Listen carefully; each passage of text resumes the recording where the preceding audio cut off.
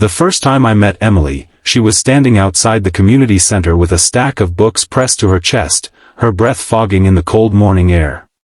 She looked like someone carrying a world too heavy for one pair of hands. "Can you help me?" she asked.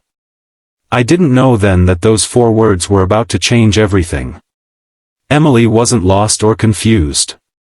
She was volunteering, organizing a charity tutoring program for kids who had fallen behind at school. And she needed one more tutor to make it work. I wasn't a teacher. I wasn't anyone special. I was just a guy trying to piece his life together after losing a job, a home, and a sense of direction all in the same year. But when she smiled at me with that kind of faith strangers aren't supposed to have, something inside me said yes before I could talk myself out of it. The weeks that followed became the brightest I'd had in years. She taught me how to organize lesson plans, how to talk to nervous kids, how to listen, not just to their words, but to everything they weren't saying. Emily had this way of turning ordinary moments into soft reminders that the world wasn't all noise and chaos. There were still corners filled with kindness. She lived in those corners. One evening, after the center closed, I found her sitting on the front step staring at her phone, her usual spark dimmed. "You okay?" I asked. She nodded, but her eyes didn't match. "It's my dad.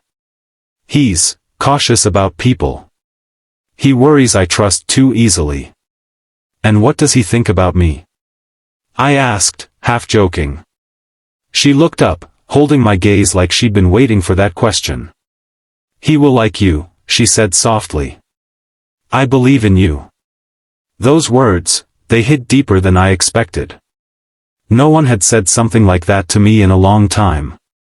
"I won't let you down," I promised. I didn't know the weight behind that promise until later.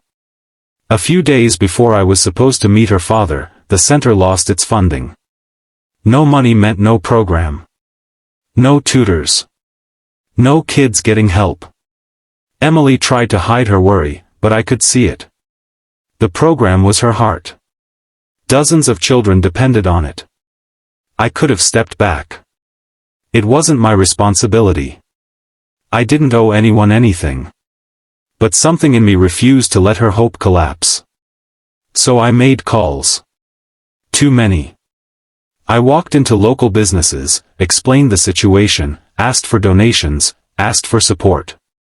Some turned me away. A few laughed.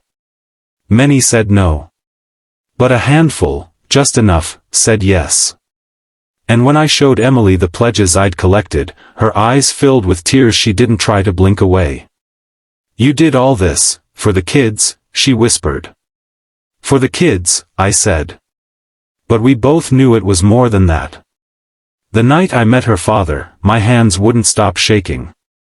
He opened the door with the kind of expression fathers reserve for men they haven't decided to trust yet. His presence filled the room. He looked like someone who had seen too much to be impressed by anything.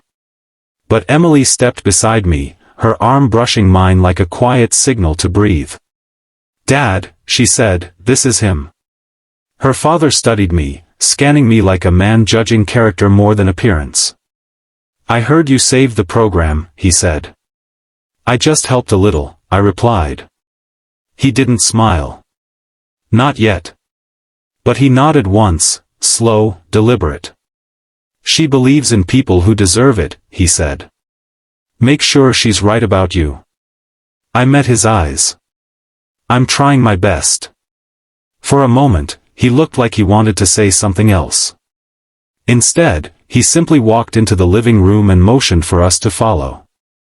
And when I glanced at Emily, she gave me the gentlest, most reassuring smile, like I had already passed a test I didn't know I was taking. Weeks later, after the program expanded, after more kids joined and more volunteers signed up, I realized something. Emily hadn't saved me. She had simply believed in me until I learned how to believe in myself again. One evening, after the last student left, I closed the classroom door behind us and said quietly, "You were right. Your dad likes me now." She laughed. "I told you he would." "But you," I paused, feeling the words gather in my chest. You changed my life. She looked up at me, eyes warm, hopeful, steady. I didn't change your life, she said. I just reminded you who you already were. I don't know why, but that moment felt like the world exhaled. Like everything uncertain suddenly made sense. And as we walked out of the center together, the fading sunlight brushing our shoulders, I realized something simple but powerful. Sometimes the greatest kindness isn't saving someone. It's believing in them when they think they don't deserve it. And because of her belief, gentle, stubborn, quiet, I finally knew I wouldn't let her down.